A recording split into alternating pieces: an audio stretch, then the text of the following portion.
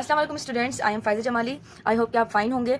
So class, जैसे मैंने आपको बताया था कि आपसे वादा किया था कि मैं आपको तमाम इंपॉर्टेंट कॉन्सेप्ट जो हैं वो दूंगी, वो आपको क्लियर करूंगी और आपको बताऊंगी कि अगर पेपर होता है तो आप उसमें किस तरीके से रिवीजन कर सकते हैं। तो क्लास, आज मैं आपको चैप्टर 10 जर्नल वेव प्रॉपर्टीज़ के जो बेसिक कॉन्सेप्ट्स हैं या उनके जो इंपॉर्टेंट टॉपिक्स है उसके बारे में आज हम डील करेंगे।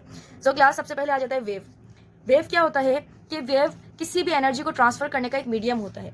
अब मीडियम किस तरीके से होता है? जिस तरीके से एक ट्रेन होती है उसके लिए एक ट्रैक दिया जाता है। इस तरह से अगर ये हमारी डेस्टिनेशन है, ये हमारी मंजिल है, यहाँ तक पहुँचाने के लिए एक ट्रैक बनाया जाता है और इस ट्रैक पर ट्रैवल करते हुए ट्रेन जो है अपनी मंजिल तक पहुंचती है। बिल्कुल इसी तरीके से, बिल्कुल इसी वे में वेव्स जो हैं हमें एनर्जी ट्रांसफ़र करने के लिए एक पॉइंट से दूसरे पॉइंट तक वो एनर्जी को ट्रांसफ़र करने के लिए एक मीडियम होता है।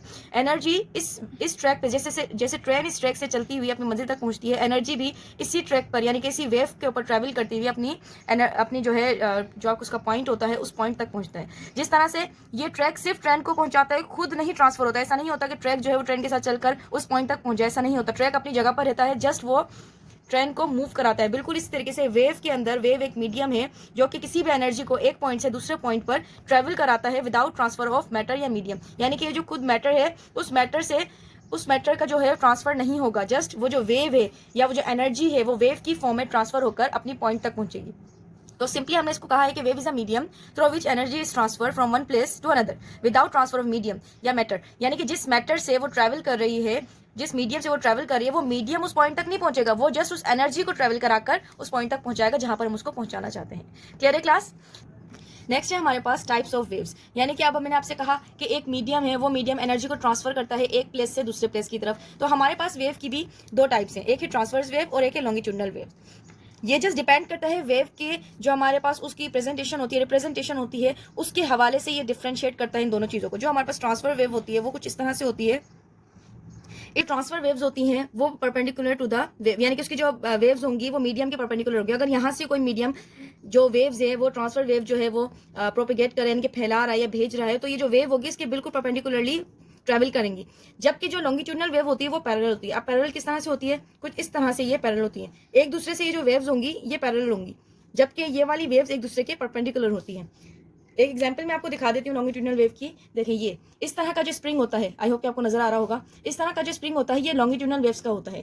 अब ये देखें, ये वेव्स जो है कुछ इस तरीके से ही बनी हुई है जैसे मैंने यहाँ पर बनाई है। हमारे पास सनलाइट की हम एग्जाम्पल बनाते हैं कि सनलाइट इस तरह से, सन की जो रेज होती हैं वो हमारे पास इस तरह से ट्रैवल करती हुई आती हैं। बिल्कुल यही वे, इसी वे से जो भी एनर्जी या जो भी वेव ट्रैवल कर रही होगी उसको हम ट्रांसवर्स वेव कहेंगे और जो पैरेलल वेव करेंगे उनको हम लॉन्गिट्यूडनल वेव कहेंगे। पार्ट्स ऑफ वेव क्या होता है? ट्रांसफर वेव जो होती हैं जो इस तरीके से ट्रैवल कर रही होती हैं उनकी कुछ ना कुछ जो है उसके पार्ट्स होते हैं। जब हम कोई भी लाइन बनाते हैं तो हम उसका बताते हैं ये स्टार्टिंग पॉइंट है, ये इसका एंड पॉइंट है, अगर बीच में कोई इसके पॉइंट एक और आगे तो कॉलिनियर पॉइंट है। इसी तरीके से जब हम कोई वेव बनाते हैं तो इसके भी कुछ पार्ट्स होते हैं। इसको भी हम जो है इसको भी डायग्राम की सूरत में हम क्या करते हैं, इसके पार्ट्स का नाम लिखते हैं। तो इसी तरीके से जो इसका अपर पार्ट होता है, ये जो दोनों अपर पार्ट हैं इसके, इनको हम कहेंगे क्रस्ट, और जो इसका लोअर पार्ट होगा इस लोअर पार्ट को हम कहेंगे ट्रफ। अगर मैं इस तरीके से एक वेव बनाऊं तो इसका जो ये वाला पार्ट होगा इसको हम क्रस्ट कहेंगे और जो इसका लोअर पार्ट होगा इसको हम ट्रफ कहेंगे। अगर मैं ये कहूं कि एक क्रस्ट और एक ट्रफ से मिलकर एक वेव बनती है, कुछ इस तरीके की सूरत में वेव बनती है, तो जो इसका अपर पार्ट होगा ये क्रस्ट कहलाएगा और जो इसका ये लोअर पार्ट होगा इसको हम कहेंगे ट्रफ।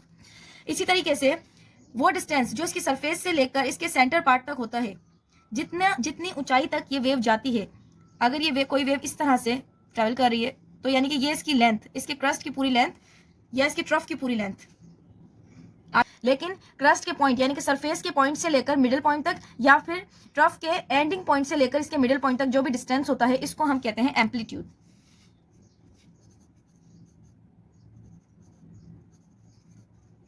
इस पॉइंट को हम कहेंगे एम्पलीट्यूड, जो कि इसकी लेंथ एक तरीके से आप देख सकते हैं कि इसकी हाइट को मेयर कर रहे हैं। तो इसकी हाइट जो होगी, जो क्रस्ट की हाइट होगी या जो ट्रफ की हाइट होगी, इसको हम कहेंगे एम्पलीट्यूड। नेक्स्ट है हमारे पास कि एक हमने देख लिया, मैंने आपको न्यूमेरिकल में भी समझाई थी एक बात कि एक क्रस्ट और एक ट्रफ से मिलकर जो है एक वेव बनती है।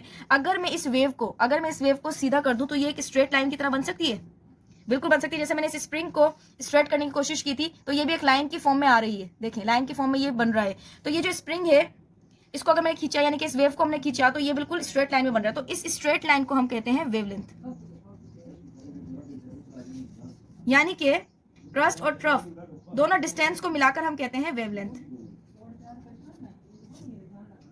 जिस तरह मैंने आपको बताया कि ट्रांसफर वेव इस तरीके से होती है और इसके कुछ पार्ट्स होते हैं जैसे क्रस्ट, ट्रफ, वेवलेंथ, एम्पलीट्यूड। इसी तरीके से हमारे पास कंप्रेशन और रेयरफेक्शन होता है। देखिए कंप्रेशन तो आपको पता होता है कि जब हम किसी चीज़ को दबाते हैं, कंप्रेस करते हैं, तो वो हमारे पास कंप्रेशन में आ जाता है। जैसे कि ये स्प्रिंग है, इस स्प्रिंग को अगर मैं यहाँ पे दबाऊँ, इसको प्रेस करूँ, तो इसका जो वैसे जो इसका नॉर्मल डिस्टेंस था वो तो नॉर्मली इसका मतलब फिक्स था, लेकिन जब मैंने इसको प्रेस करने की कोशिश की, इसको कंप्रेस करने की कोशिश की, तो इसका ये डिस्टेंस कम हो गया, ये डिस्टेंस इसका कम हो गया। तो इस डिस्टेंस को कम करना, जो इसका एवरेज डिस्टेंस है, उस डिस्टेंस इसको कम करना, इसको हम कहते हैं कंप्रेशन। इसके बाद है हमारे पास रेयरफेक्शन। देखिए अगर हमारे पास एक नॉर्मल स्प्रिंग है, वो इस तरीके से है, और मैं इसको दोनों साइड से प्रेस कर रही हूँ, तो वो स्प्रिंग का डिस्टेंस इतना हो जाएगा। ऐसा ही होता है ना। तो इसी चीज को हम कहते हैं कंप्रेशन, यानी कि इसका जो एवरेज डिस्टेंस है उस डिस्टेंस से इस डिस्टेंस को कम कर देना, ये हमारे पास कंप्रेशन होता है। रेयरफेक्शन क्या होता है कि इस वही एग्जांपल ले लेते हैं कि ये एक तरीके का एक स्प्रिंग है, इसकी वेव्स बन रही हैं। तो अब जब ये स्प्रिंग है नॉर्मल कंडीशन में है, लेकिन अगर इस स्प्रिंग को दोनों साइड से मैं स्ट्रेच कर दूं, तो इसका डिस्टेंस बढ़ जाएगा, यानी कि एवरेज डिस्टेंस का बढ़ जाना हमारे पास रेयरफेक्शन है। और किसी भी वेव के एवरेज डिस्टेंस का कम करना, उसको प्रेस करके, उसको प्रेशर करके उसको कम करना, उसको हम कहते हैं कंप्रेशन। नेक्स्ट है हमारे पास प्रॉपर्टीज ऑफ वेव्स। ये दोनों चीजें जो है हमारे पास पेपर्स में आती हैं और पूछी जाती हैं, और बच्चे अक्सर कंफ्यूज हो जाते हैं, दोनों को आपस में मिक्स कर देते हैं। प्रॉपर्टीज और कैरेक्टरिस्टिक्स दोनों अलग अलग चीजें हैं। प्रॉपर्टीज वो चीजें हैं जो कि हमारे पास वेव के अंदर जो अफेक्ट्स आते हैं, किस तरीके से अफेक्ट्स आते हैं। अगर कोई वेव ट्रेवल कर रही है और वो किसी चीज से टकरा जाए, जैसे कि अगर कोई मीडियम मैंने रखा हुआ उस चीज से टकरा जाए, तो वो अपना रास्ता चेंज जरूर कर लेगी, लेकिन वो उसी तरीके से बाउंस बैक होकर चलेगी। फॉर एग्जाम्पल हमारे पास सन की रेज है, ये हमारी विंडो है और सन की रेज है। वो सन की रेज कुछ इस तरीके से आती है, सन की रेज आई और आने के बाद वो इस मीडियम से या इस विंडो से टकराने के बाद वैसे तो ज्यादातर पेनिट्रेट कर जाती है, लेकिन अगर उसके अंदर रिफ्लेक्शन का इफेक्ट होगा तो जस्ट अपनी डायरेक्शन को चेंज कर वो उसी तरह से फ्लो करने लगेंगी या ट्रैवल करने लगेंगी। जबकि रिफ्लेक्शन, तो रिफ्लेक्शन में हमारे पास क्या होता है कि जब भी हम क्या करते हैं, अगर कोई वेव है, वाटर वेव है, फॉर एग्जाम्पल अगर एक टैंक के अंदर वाटर वेव है, वो इस तरीके से ट्रैवल कर रहा है, और अगर मैं यहाँ पर एक ब्लॉक रख दूं, तो यहाँ पर क्या होगा कि वेव का जो है प्रेशर इंक्रीज हो जाएगा, क्योंकि यहाँ पे आगे जाने के लिए वाटर की डेप्थ ज्यादा है और आगे ट्रेवल करने के लिए इसको रास्ता चाहिए, लेकिन ये रास्ता हमने ब्लॉक कर दिया है। तो होगा क्या कि यही वेव अपना रास्ता खुद डिजाइन करेंगी, खुद इसको ट्रैवल करने के लिए अपनी वेव्स को थोड़ा कंप्रेस करके ट्रैवल करने लगेंगी। लेकिन और क्या होगा, इन दोनों की जो वेव्स होंगी इनमें काफी डिफरेंस आ जाएगा। जबकि रिफ्लेक्शन के अंदर होता क्या है कि वो जस्ट एक मीडियम से टकराने के बाद बाउंस बैक हो जाती है, उसका ट्रैवल करने का तरीका वही रहता है। और रिफ्लेक्शन के अंदर क्या होता है कि जब कोई वेव ट्रैवल कर रही होती है और अगर कोई मीडियम आ जाए या कोई ऐसे अपोजिशन आ जाए, तो ये वेव्स जो हैं उसके जो है वेव लेंथ जो है वो और ज्यादा डिक्रीज हो जाएगी और वो ज्यादा वेव्स की फॉर्म के अंदर आगे ट्रैवल करने लगेगी। नेक्स्ट है हमारे पास डिफ्रेक्शन। डिफ्रेक्शन क्या होता है कि अगर कोई वेव है, जैसे अगर पानी है, पानी में अगर हमने कोई पत्थर फेंका है तो उसकी वेव्स कुछ इस तरीके से बनने लगती हैं। इसका मतलब है with the passage of time, जैसे जैसे वेव ट्रेवल करेगी, ये वेव अगर कोई ट्रेवल कर रही है तो होगा क्या कि इसकी जो वेव्स हैं वो स्प्रेड होने लग जाएंगी, फैलने लग जाएगी और ये अपना रास्ता जो है काफी इंक्रीज कर लेंगी। तो होता क्या है, डिफ्रेक्शन के अंदर यही चीज होती है कि अगर एक पॉइंट से वेव निकल रही है, वेव चल रही है, तो वो आगे जाके स्प्रेड हो जाएंगी, फैल जाएंगी। तो हम ये कह सकते हैं कि वेव का अपने पॉइंट से फैलना जो है वो डिफ्रेक्शन कहलाता है। नेक्स्ट है हमारे पास कैरेक्टरिस्टिक्स ऑफ वेव।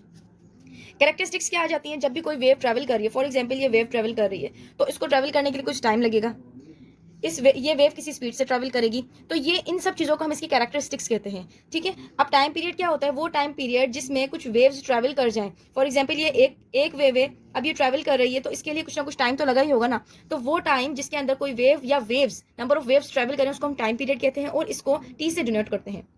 ठीक है, इसका फॉर्मूला वैसे तो फ्रीक्वेंसी के अपोजिट होता है, लेकिन मैं यहाँ पे फिर भी आपको बता देती हूँ कि टाइम पीरियड जो होता है फ्रीक्वेंसी के रेसिप्रोकल को ही हम टाइम पीरियड कहते हैं। नेक्स्ट है हमारे पास वेवलेंथ। मैंने आपको बताया कि कोई वेव बन रही है और अगर मैं एक वेव को स्ट्रेच कर दूं और इसको स्ट्रेच कर दूं तो एक रास्ता बन जाएगा, एक लाइन बन जाएगी। तो ये पूरी लाइन, इसको हम कहते हैं वेवलेंथ, यानी कि वो पूरी एक वेव की लेंथ को हम कहते हैं वेवलेंथ। अगर बहुत सारी वेव्स है, उन सबकी लेंथ मालूम करनी तो उन सबकी वेव्स की लेंथ को हम एक साथ ऐड कर देंगे और वो उस पूरी वेव्स की लेंथ आ जाएगी। सो बेसिकली किसी भी वेव की टोटल लेंथ को हम कहते हैं वेवलेंथ और इसको लैम्डा से रिप्रेजेंट करते हैं। नेक्स्ट है हमारे पास फ्रीक्वेंसी। फ्रीक्वेंसी का मतलब ही होता है कि मिनिमम टाइम के अंदर या एक सेकंड के अंदर किसी भी चीज का कितने दफा जो है वो मूव कर रही है, वर्क कर रहे हैं, उसको हम कहते हैं फ्रीक्वेंसी। तो हमारे पास क्या है, अगर वेव मूव कर रही है तो ये 1 वेव, फिर ये 2, 3, 4, तो वो टाइम पीरियड जिसके अंदर वेव बार बार ट्रैवल करती जा रही हो वो उसकी फ्रीक्वेंसी कहलाएगा। फ्रीक्वेंसी को हम रिप्रेजेंट करते हैं एफ से और इसका पीरियड, इसका जो फॉर्मूला होता है वो होता है 1/t, यानी कि जितना जितना कम टाइम पीरियड होगा उतनी ज़्यादा फ्रीक्वेंसी होगी। टाइम पीरियड मतलब कि वेव जितनी छोटी होगी और जितनी जल्दी जल्दी ट्रैवल कर रही होगी उसकी फ्रीक्वेंसी उतनी ज़्यादा होगी। जिस तरह से मैंने यहाँ पर एक वेव बनाई है, इसकी फ्रीक्वेंसी ज़्यादा है बनिस्बत इसके।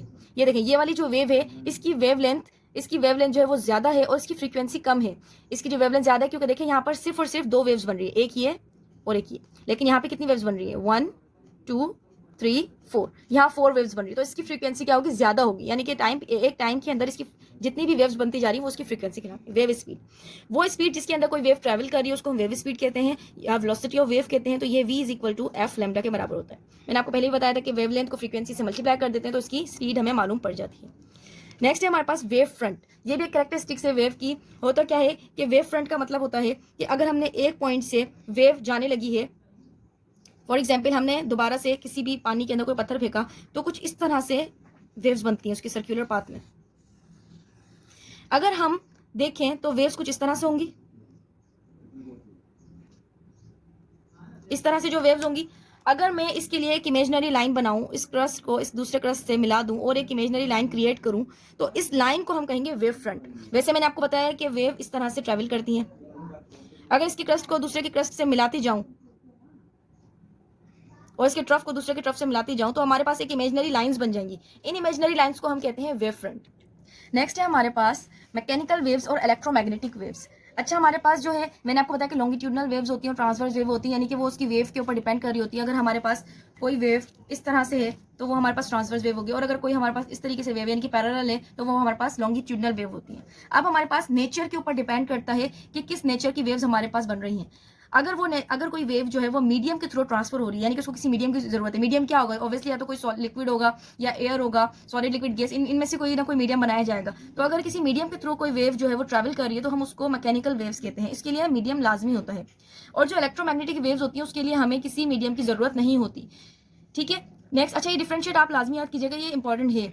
अच्छा, ये कोज बाय वाइब्रेटरी मोशन, यानी कि जो इस वेव के अंदर जो मोशन हो, तो वाइब्रेटरी मोशन क्या होता है? ट्रू और फोर मोशन होता है, यानी कि आगे और पीछे वाइब्रेट करने वाला। जैसे मोबाइल हमारा वाइब्रेट होता है तो वो आगे पहले थोड़ा सा डिस्प्लेस होता है, फिर दोबारा मीन पोजीशन में दोबारा वापस आ जाता है। तो उस वेव को, उस मोशन को यूज करते हुए ये मैकेनिकल वेव्स बनती हैं। नेक्स्ट है हमारे पास इलेक्ट्रोमैग्नेटिक वेव्स। इलेक्ट्रोमैग्नेटिक वेव्स हमारे पास इलेक्ट्रिक और मैग्नेटिक वेव से बनती है। आप यहाँ से देख सकते हैं कि इलेक्ट्रो और मैग्नेटिक इन दोनों का कॉम्बिनेशन है, तो मतलब कि हमारे पास इलेक्ट्रिक भी यूज हो रही है और मैग्नेटिज्म या मैग्नेट का जो प्रोसेस है वो भी यूज हो रहा है। इन दोनों प्रोसेस से जो वेव्स बनाई जाती हैं उसको हम कहते हैं इलेक्ट्रोमैग्नेटिक वेव्स। मैकेनिकल वेव्स होती हैं वो ट्रांसवर्स भी हो सकती हैं, लॉन्गिट्यूडनल भी हो सकती हैं, यानी कि वो इस तरह से भी ट्रैवल कर सकती है। उस वेव की शक्ल ये भी हो सकती है और ये भी हो सकती है। जबकि हमारे पास इलेक्ट्रोमैग्नेटिक वेव्स हमेशा ट्रांसवर्स इन नेचर होती है। मीन्स कि अगर जो भी वेव होगी वो ट्रैवल करी होगी इस तरह से, तो वो हमारे पास इलेक्ट्रोमैग्नेटिक वेव होगी।